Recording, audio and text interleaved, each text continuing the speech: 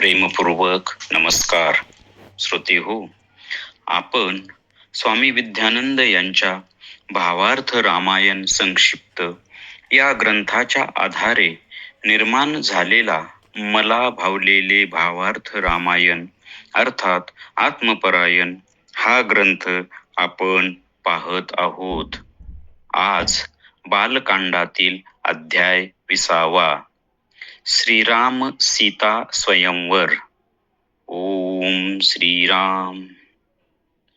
सीतेने श्रीरामाला ज्या क्षणी पाहिले तेव्हाच ती रामभक्त झाली.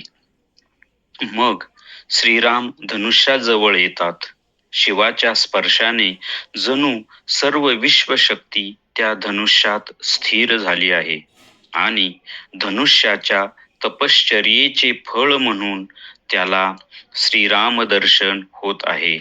शिव हा श्रीरामाचा भक्त आहे व श्रीराम हा शिवाचा भक्त आहे.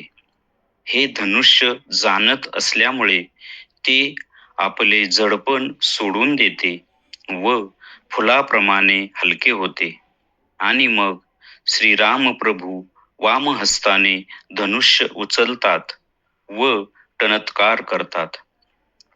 त्यामुळे प्रचंड ध्वनी निर्माण होतो व सर्व सृष्टी आनंदित होते. ओंकाराच्या तीनही मात्रा अर्धमात्रेत जिरून जातात व संतृप्त होतात. सीता माता हार समर्पणाकरिता श्रीरामांच्या समोर येतात. दोघेही एकमेकांकडे टकमक पाहत राहतात व दोघेही एकरूप होऊन जातात. आता आपण साधकाच्या दृष्टीने पाहू. साधकाच्या ठिकाणी जी गुरुकृपा अवतरित व्हायला लागते तिला निर्माण करणारे हे श्री सद्गुरु म्हणजेच शिव असतात व त्या कृपेला म्हणजेच धनुष्याला स्पर्श करणारे आत्माराम म्हणजेच श्रीराम असतात. आता त्या कृपेला निर्माण करणारा हा त्या कृपेला स्पर्श करणाऱ्याचा भक्त असतो व त्या कृपेला स्पर्श करणारा हा त्या कृपेला निर्माण करणाऱ्याचा भक्त असतो. असे हे अद्वैत स्तरावरील नाते असते. अशी ही गुरुकृपा साधकाचे ठिकाणी जिरायला लागते. तेव्हा साधक हलका, सूक्ष्म, स्पंदनमय, प्रकाशमय व आनंदमय होतो व त्याला अनाहत नाद ऐकू यायला लागतात. त्याचा देह कंपायमान होतो, सद्गद होतो व त्याचे तिन्ही स्तर म्हणजे मन, प्राण व शरीर शुद्ध होऊन आनंदित होतात व त्याचे ठिकाणी असलेला ओंकार म्हणजेच अ, उ, म या तिन्ही मात्रा अर्धमात्रेत विरून जातात. म्हणजेच आकार हा स्थूल देह, उकार हा सूक्ष्म देह व मकार हा कारण देह हे तीनही देह अर्धमात्रेत विरून जातात म्हणजेच महाकारण देहात विरून जातात. इथे साधकाला खरी संतृप्ती प्राप्त होते आणि अशा साधकाच्या ठिकाणी जो वाम भाग असतो जो वाम भाग असतो तो शक्ती म्हणजेच सीता स्वरूप असतो व जो दक्षिण भाग असतो तो शिव म्हणजेच श्रीराम स्वरूप असतो व गुरुकृपेने दोनही भाग एकरूप होतात. त्यांचे मिलन होते, ते एकत्व पावतात व इथे साधक अद्वैत अवस्था प्राप्त करून घेतो व हेच शिवशक्ती समावेशन होय. आता या अध्यायाचे सार पाहिले तर इथे श्रीराम आणि सीतामाता यांचा विवाह होतो म्हणजेच प्रकृती आणि पुरुष यांचं ऐक्य निर्माण होतं. ज्या ओंकारामधून ही सृष्टी निर्माण झालेली आहे त्या ओंकाराच्या तीनही मात्रा अर्धमात्रेत म्हणजेच परब्रह्म अवस्थेत जिरून जातात. आता हेच जर साधकाच्या दृष्टीने पाहिले तर साधक आपल्या श्री सद्गुरूंकडून अनुग्रहित होऊन तळमळीने परखड अशी साधना गुरुप्रणित साधना करतो, तेव्हा त्याच्या ठिकाणी हळूहळू श्री सद्गुरूंची कृपा अवतरित व्हायला लागते. इथे कथेमध्ये शिव हे श्रीरामांचे भक्त आहेत व श्रीराम हे शिवाचे भक्त आहे, असे अनन्य नाते आहे. मग सद्गुरू आणि शिष्याच्या बाबतीत कसं बरे? तर सद्गुरू शिव म्हणजेच सद्गुरू व शिष्य म्हणजेच श्रीराम. आता हे दोघे एकमेकांचे भक्त कसे? पहा, शिष्य हा सद्गुरूंचा भक्त असतो हे आपणास मान्यच आहे, परंतु गुरु शिष्याचा भक्त असतो हे जरा थोडस विचित्र वाटतं, परंतु नाही. गुरु ही शिष्याची सेवाच करत असतो, कारण गुरु शिष्यावर जी कृपा करतो ना, ती शिष्याची सेवा नव्हे काय? असं हे अन्योन्य नातं आहे.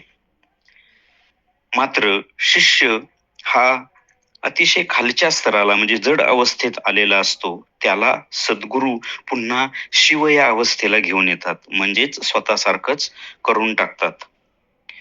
हा शिष्य जेव्हा आपली साधना परखडपणे करायला सुरुवात करतो, श्री गुरूंची कृपा व्हायला सुरुवात होते. त्यामुळे होतं काय की शिष्याचे तीनही स्तर शुद्ध व्हायला सुरुवात होतात. मन, प्राण व देह हे तीनही स्तर हळूहळू शुद्ध व्हायला लागतात. मनाचा स्तर लवकर शुद्ध होतो, कारण मन थोडस लवचिक असतं.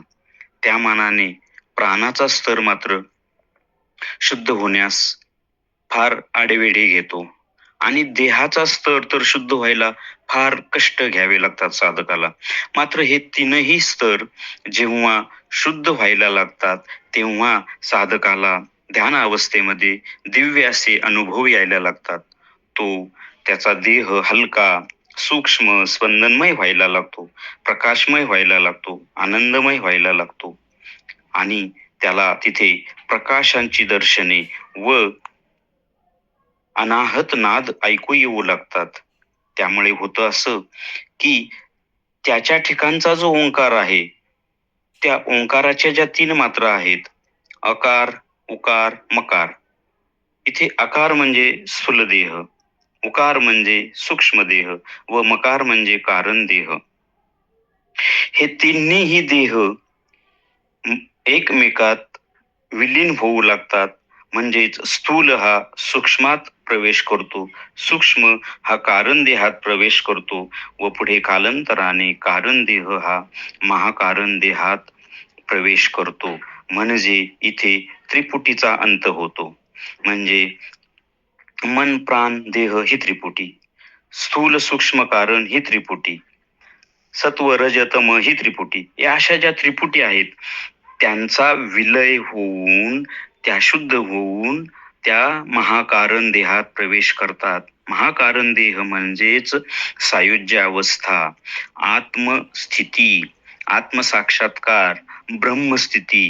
हे जे होतं ते महाकारण देहामध्ये होतं आणि महाकारण देहामध्ये महत्वाची जी गोष्ट होते ते म्हणजे शिव आणि शक्ती यांचे समावेशन होते, मिलन होते. म्हणजे स्थूल सूक्ष्म कारण देहापर्यंत हे जरी शुद्ध होत गेले, दिव्य अनुभव येत गेले, तरी हे दोन शिव आणि शक्ती, प्रकृती आणि पुरुष. प्रकृती म्हणजे देह, देहातील या सगळ्या अवस्था आणि पुरुष म्हणजे आत्माराम. हे साधकाच्या दृष्टीने द्वैत असतं. मात्र हे तीनही देह जेव्हा शुद्ध होतात व महाकारण देहामध्ये प्रवेश करतात, मग तिथे पुरुष आणि प्रकृती एकरूप होतात, म्हणजेच शिव आणि शक्ती एकरूप होतात. यालाच शिवशक्ती समावेशन असे म्हणतात. याचे सुंदर असे विवरण श्री ज्ञानेश्वरांनी अमृतानुभवामध्ये या ग्रंथामध्ये मांडलेले आहे.